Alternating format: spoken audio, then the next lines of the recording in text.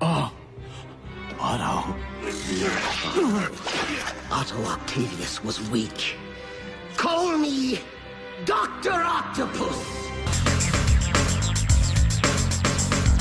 Failing, falling, lost in forever. Well, I'm on the way to keep it together. Am I strong enough to last through the weather in the hurricane of my life? Can it be a conscious decision? And I look for ways to alter my vision. Am I speeding towards another collision in the alleyways of my life? Memories don't lie. You know better than memories don't lie. You know better than memories don't lie. You know better than those who have fallen. And memories don't lie. You know better than memories don't lie. You know better than memories don't lie. You know better than those who have fallen. And please believe me that my eyes deceive me. Don't stand me up, just leave me. I have fallen again. This is it. Pain redefined.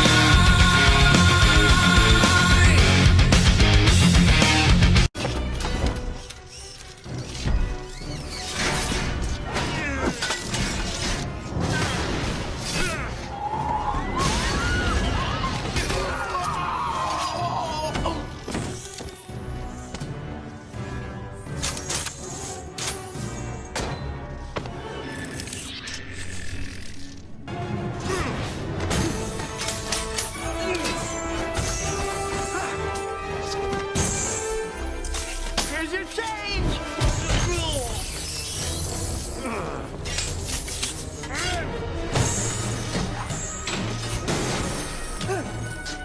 Oh no, come on!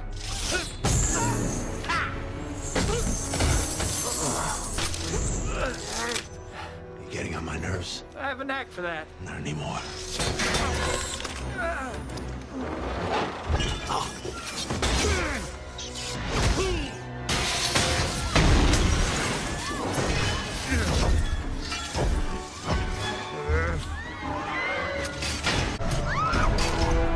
Let's talk.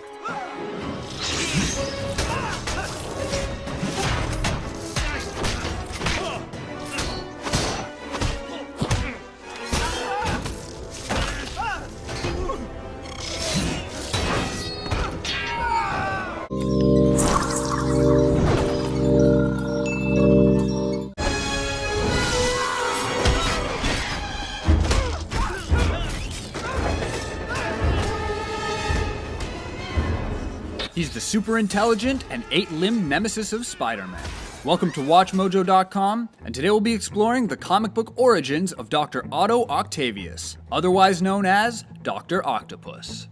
As with most comic book characters, there are often reimaginings and different versions to a character's past. We have chosen to primarily follow the storyline that unfolded in 1963's The Amazing Spider-Man #3 and was expanded upon in issue number 11 and The Amazing Spider-Man Annual #1.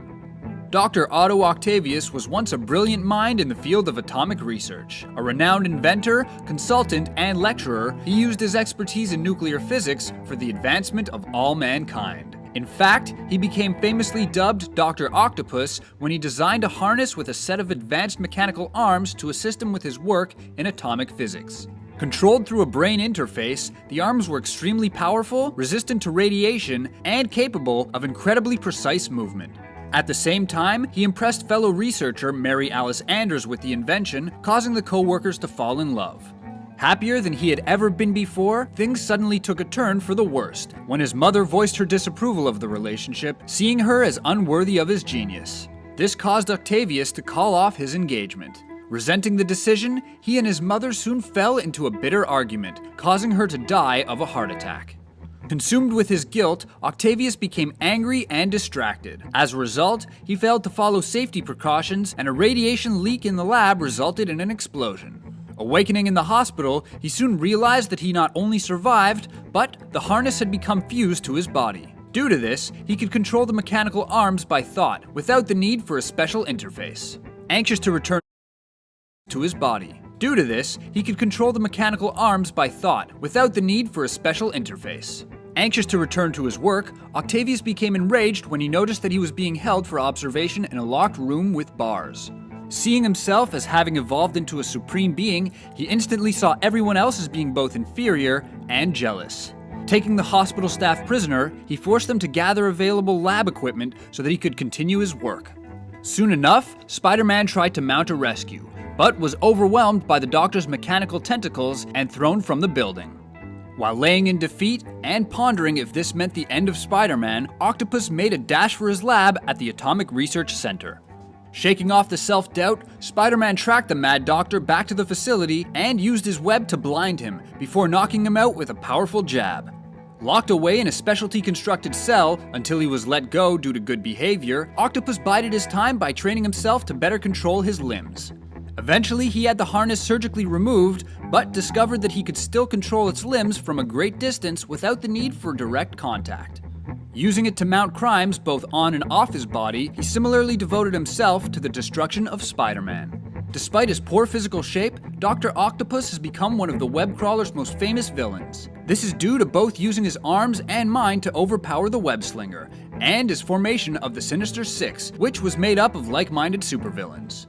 Over the decades, he has appeared in various forms of media and was even spectacularly brought to life by actor Alfred Molina in Sam Raimi's Spider-Man 2.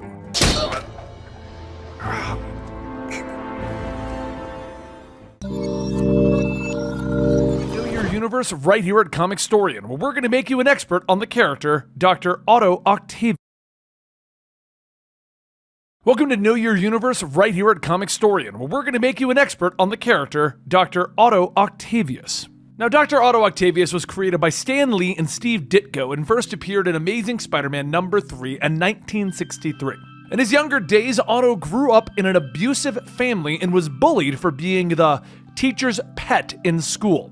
His mother pushed him to use his mind, and he would receive a university scholarship and attend college. He dedicated his life to studying science and became a nuclear physicist and inventor.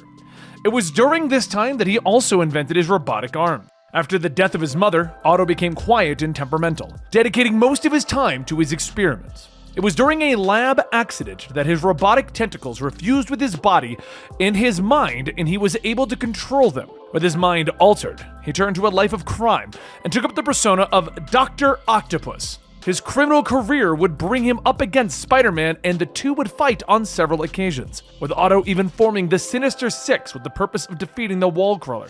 Otto would then go on to nearly beat Black Cat to death, which caused Spider-Man in turn to nearly beat him to death. Otto would then eventually learn Spider-Man's true identity during the Clone Saga, but was then killed by the failed clone known as Kane. A new Doc Ock would appear for a time, but Otto eventually found himself resurrected by the Hand, a ninja organization that typically fought against Daredevil. After taking up the Doc Ock persona once again, it was revealed that he had no memories of Peter Parker's identity. Otto would then decide that he wished to end his life of crime and return to life as a scientist.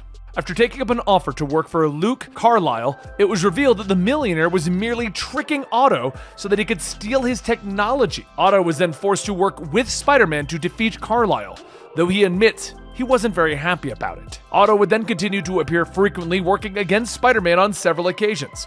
He put together a brand new Sinister Six during the Civil War event, but Peter Parker revealed his identity to the world, and he became enraged that he had been beaten so many times by a teenager. He is then defeated by Spider-Man once again and sent to the Thunderbolt prison facility. Otto then soon learns that he is dying, and that his body is giving out after the toll that his supervillain career has taken on it. Wishing to go out with a bang, he uses his Octobots to turn the city against Spider-Man, and after he is defeated, he appears over the next several months as he continues to plan and try to prolong his life, or to have people remember him with fear after he is gone. He is eventually defeated once more, and at that point he found himself in the hospital, where it is revealed that when Spider-Man tapped into the Octobots months ago, Otto had the robots map his entire mind. Because of this, he developed a device that would allow them to swap mind patterns, trapping Peter Parker's mind in his failing body as Otto would take control of Peter and begin to live his life. As Peter lays out dying, Otto promises to surpass Spider-Man in his abilities to protect the city and become the superior Spider-Man. After Otto's body dies, it takes Peter's mind with it, and Otto begins to work on creating the superior Spider-Man. He updates all of Spider-Man's tech and suit, and he faces several of Spider-Man's villains, shocking the world with his deadlier form of crime fighting. Otto is still haunted by the shreds of Peter's mind that are still within him, almost in a ghost-like state, trapped in his own brain. The former hero tries to fight to be free and take control of his body, as Otto is continuing to live his life. During this time, Otto Octavius establishes his own Parker Industries and then faces off against several of Peter Parker's former villains. Eventually, he even faces the Green Goblin, and when Norman learns the truth of whose mind is occupying Peter's body, he sets out to defeat his former ally. Realizing that he is unable to defeat Norman, Otto decides to give up control to Peter Parker once again. The ultimate desire to save the world and to save those around him. Otto eventually grew feelings for a woman that Norman found out about and kidnapped. Using this love of his life against him, Otto realized the only way to save Anne-Marie, the love of his life, was to give Peter back his body, because Peter was the superior Spider-Man.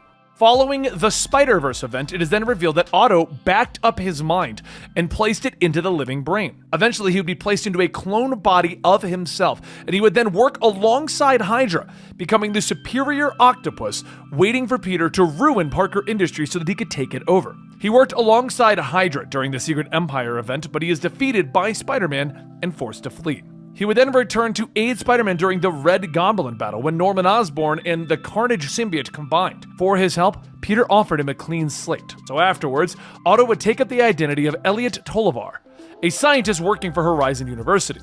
While the superior octopus tried to act like a hero, his technology helped bring back the Inheritors and bring about the Spider-Geddon event. During this event, Otto fought alongside the Spider Totems and took up the superior Spider-Man identity once again. After the Inheritors were defeated for the second time, Otto then returns to San Francisco to continue his career as the superior Spider-Man. But he's eventually attacked by Spider Osborn from the Spider-Geddon event, who reveals that he is getting revenge on Otto for what he did during the Spider-Geddon event. To prove that Otto hasn't changed, Spider Osborn kidnaps a small boy, promising to kill him unless Otto kills 3 innocent people.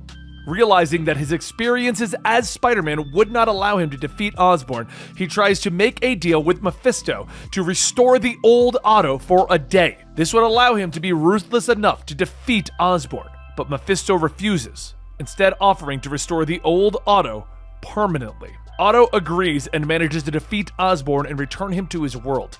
And afterwards, Otto goes to the funeral of Elliot Tolliver, as the clone body was killed in the final battle, and he says goodbye to the life that he had created, and turns his back on the superior Spider-Man identity, finally, once and for all. He would then later be coerced into fighting alongside the other Sinister Six during the Kindred event. He would betray the demon, and he would aid Spider-Man in freeing the other villains from Kindred's sway. It is then that he promised that he would be the only one to kill Spider-Man, and that is why he had to prevent the death of Spider-Man. There's a few other crazy things that happened in the early days of comic books for Otto Octavius, such as marrying Aunt May because Aunt May decided that he could be a redeemed individual, and stuff like that that he used to get back at Spider-Man. But a lot of this is earlier, and we wanted to get you caught up on where Doc Ock is today in the comic books. But this is our Know Your Universe